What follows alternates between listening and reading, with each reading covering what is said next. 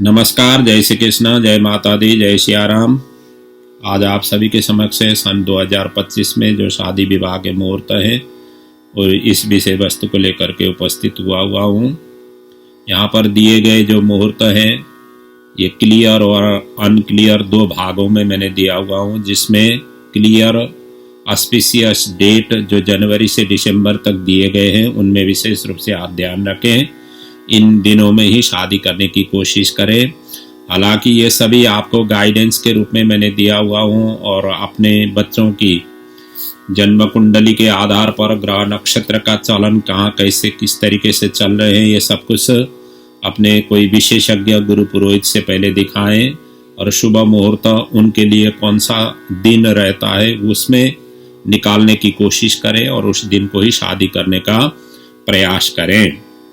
बाकी जो त्याग के ऊपर में मैंने दिया हुआ हूँ भिन्न भिन्न कलर के उसमें, और जिसमें लिखा हुआ हूँ कि क्या क्या चीज़ कौन कौन सी दिन से कब तक रहता है।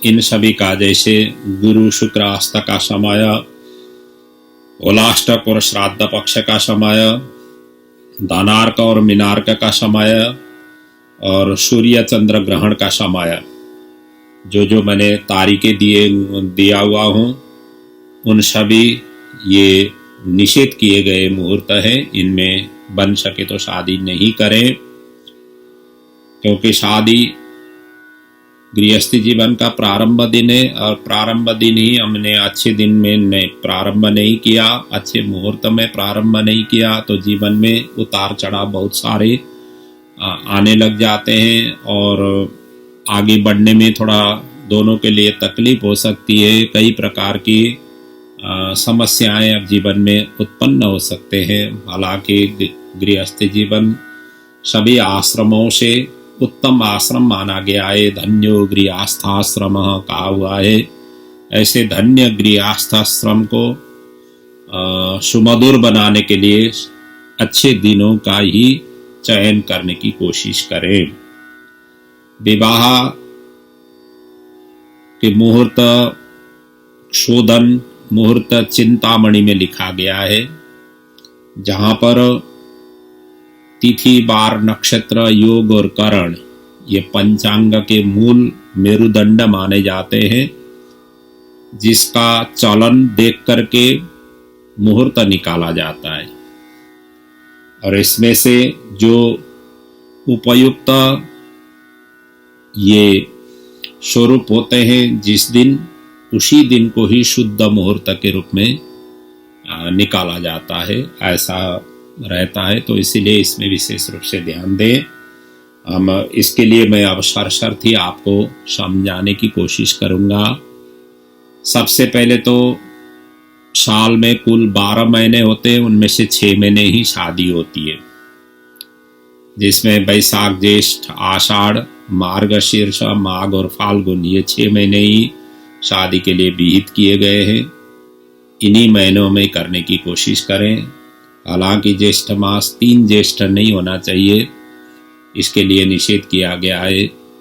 वर भी ज्येष्ठ हो, वधु भी ज्येष्ठ हो और महीना भी ज्येष्ठ हो, तो ये निषेध किया गया है। 3 ज्येष्ठ नहीं बनाना चाहिए। तिथि के हिसाब से देखा जाए तो द्वितीया तृतीया पंचमी सप्तमी त्रयोदशी तिथि उत्तम माने गए हैं। षष्ठी अष्टमी नवमी दशमी द्वादशी ये मध्यम तिथि माने गए हैं। इसी प्रकार बार में देखा जाए तो सोम बुध गुरु शुक्र ये उत्तम बार माने गए हैं। रवि और शनि ये मध्यम बार माने गए हैं। इसी प्रकार नक्षत्र के आधार पर देखा जाए तो कुल ये 27 होते हैं, उनमें से 11 नक्षत्र अति उत्तम माने गए हैं, जिनमें रोहिणी मृगशिरा मगा उत्तर फाल्गुनी हस्त स्वाति अनुराधा मूल उत्तराषाढ़ा उत्तर भाद्रपद और रेवती ये नक्षत्र उत्तम कोटि के माने गए हैं। इन नक्षत्रों में शादी करने की कोशिश करें। इसी प्रकार योग भी कुल 27 होते हैं, उनमें से 9 योग अशुभ माने गए। जो अशुभ योग हैं विष्कुंभ अतिगंड शूल गंड व्याघात वज्र व्यतिपात परिग और वैदृति ये अशुभ योग माने गए हैं, इन योगों में भी शादी नहीं करें। और इसी प्रकार कारण ये कुल 11 होते हैं, उनमें से 4 कारण अयोग्य माने गए हैं, बिष्टि, शकुनी, चतुष्पाद और नाग।